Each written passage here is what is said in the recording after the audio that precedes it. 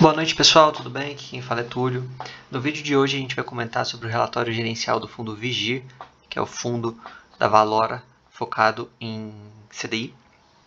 Vou comentar também alguns pontos positivos desse fundo e alguns pontos detratores desse fundo e comentar se esse fundo vai conseguir manter 15% de dividend yield ao mês ou até mais. Existe essa possibilidade caso a Selic suba. A gente sabe que o governo fez alguns movimentos que indicam que essa Selic pode subir no futuro próximo e esse fundo, como ele é fixado em CDI, pode ser que ele suba. Tá certo? Sem mais enrolação, então já vamos aqui para o relatório gerencial. A gente observa que a Valora ela sempre tenta estar com o máximo da porcentagem do seu PL alocado, então 93,5% do patrimônio distribuídos em 47 diferentes operações. O fundo ele adquiriu 184 milhões em 5 operações, então a gente vê aqui um valor relevante no CRI Elbor, que é CDI mais 3% ao ano, inclusive mais abaixo eu vou destacar esse CRI que passou a ser a maior posição do fundo. Teve mais 60 milhões no CRI da HM Engenharia, CDI mais 4,75, 22 milhões e meio no CRI Ângelo Colucci, CDI mais 5. Novamente ele pede aqui para a gente ver no detalhamento dos ativos. E além disso foram investidos mais 5 milhões e meio no CRI MF7, além de 1,4 milhão no CRI AMF Saúde. Então a gente observa aqui a Valora mantendo a sua estratégia de um fundo só de CDI.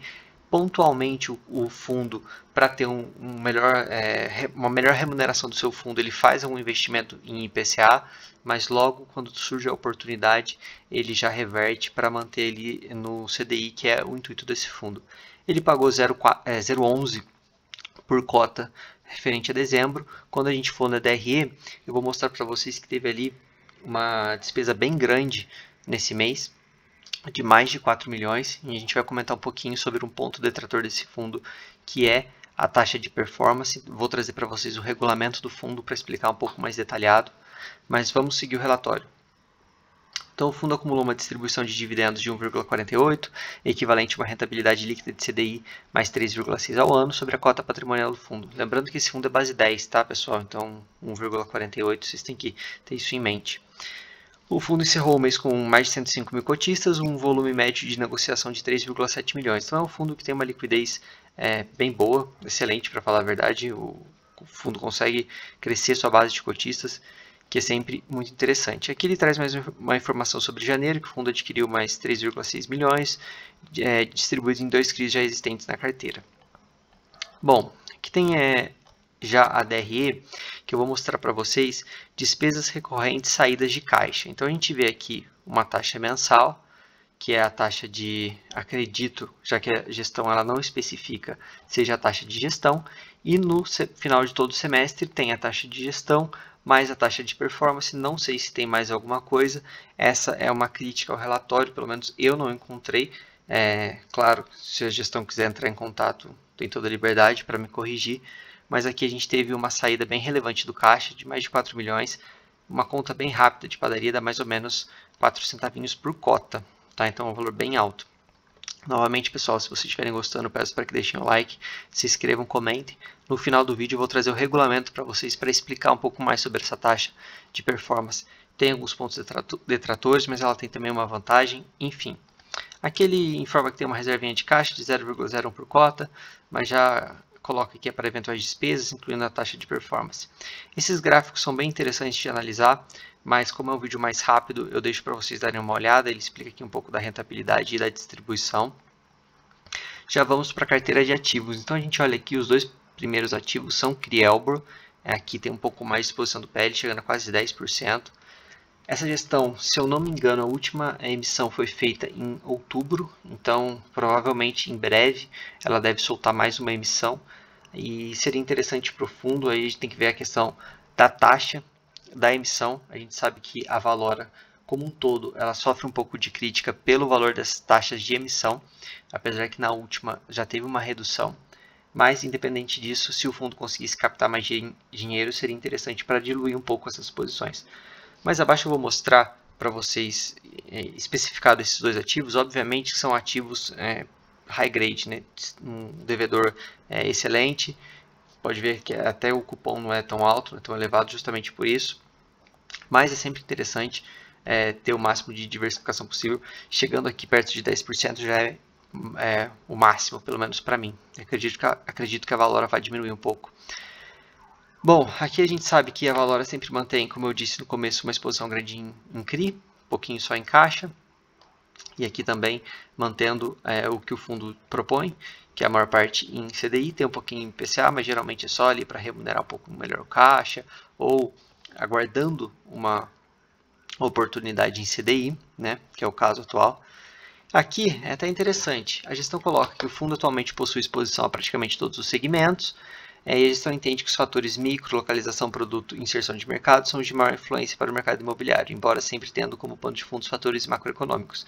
E a gente tem aqui basicamente 4 grandes setores: residencial, shopping, hospital e escritório, mas a gente observa que 97% está em residencial, então é praticamente residual a distribuição nos outros setores. Não entendi muito bem por que ela colocou dessa forma, mas ok, tudo bem. Aqui ela traz também alocação por tipo de emissão, então a gestão tem como foco investimento em operações exclusivas, em sua maioria estruturadas pela gestora, o que permite uma participação ativa em todo o processo, desde a estruturação e precificação até o acompanhamento dos CRIs. Essas operações são distribuídas via esforços restritos, CVM 476, e possuem maior retorno ajustado pelo risco em benefício aos cotistas. Essa é uma grande vantagem da Valora. A Valora ela consegue estruturar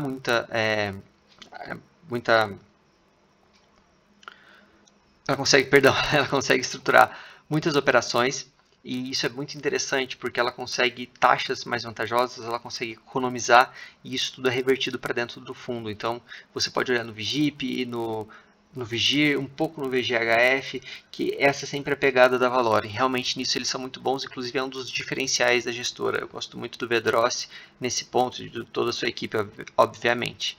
Aqui tem aquela questão do rating, a gente já viu isso aqui. O fundo do VGIP também é dessa forma, é bem interessante.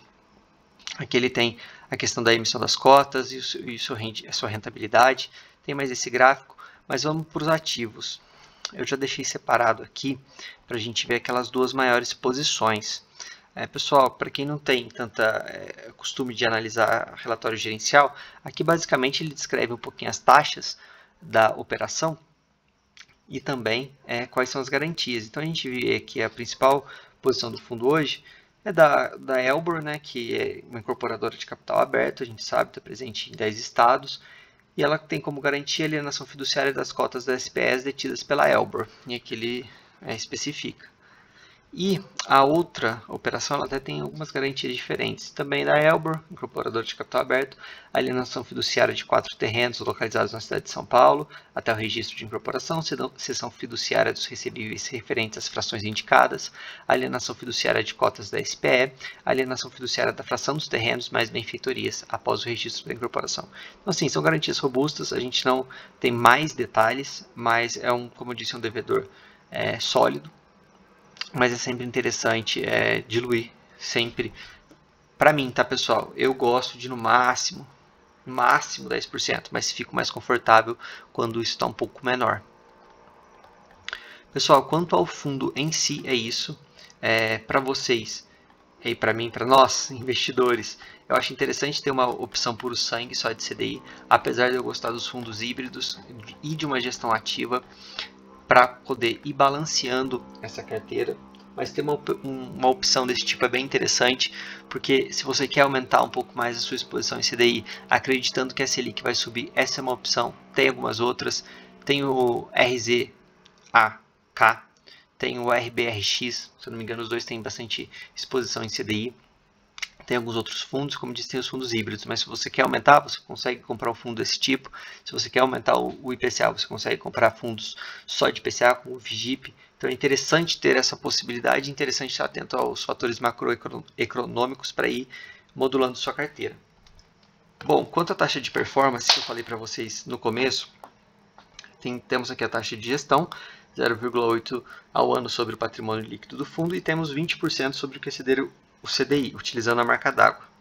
Bom, aqui a gente tem uma questão, e se a gestão quiser me corrigir, ou se alguém quiser me corrigir, fique à vontade, mas as operações elas são fixadas em CDI mais uma taxa. Então, em tese, a gestão vai conseguir sempre bater o CDI e sempre cobrar a taxa. Aqui eu estou no regulamento e ele coloca, então, a taxa de administração é de 0,8. Além disso, tem a taxa de performance correspondente a 20% do valor da rentabilidade das cotas, que é de exceder 100% da variação acumulada das taxas médias diárias do DI. Então, a gente tem essa questão da taxa com marca d'água. Aqui a gente tem uma primeira diferença, que é interessante para o cotista, mostra um alinhamento, protege um pouco o cotista. Então, é vedada a cobrança de taxa de performance quando o valor patrimonial da cota for inferior ao seu valor na data da primeira integralização de cotas ou por ocasião da última distribuição efetuada. Então, isso aqui é interessante para a gente, em que pese tenha sido uma cobrança bem relevante no final de dezembro. E aqui a gente consegue ver no 14.2.1 que essa taxa ela é paga diretamente pelo fundo a cada semestre civil por período vencido até o 15º dia útil subsequente ao encerramento de cada período. Então eu entendo que foi essa taxa que tem aqui na DRE de 4,2 milhões. Mas a gestão ela poderia, pelo menos eu não encontrei, especificar qual é esse gasto, se aqui dentro tem taxa de administração, se tem taxa de performance, se tem mais algum custo, seria mais interessante a gestão detalhar.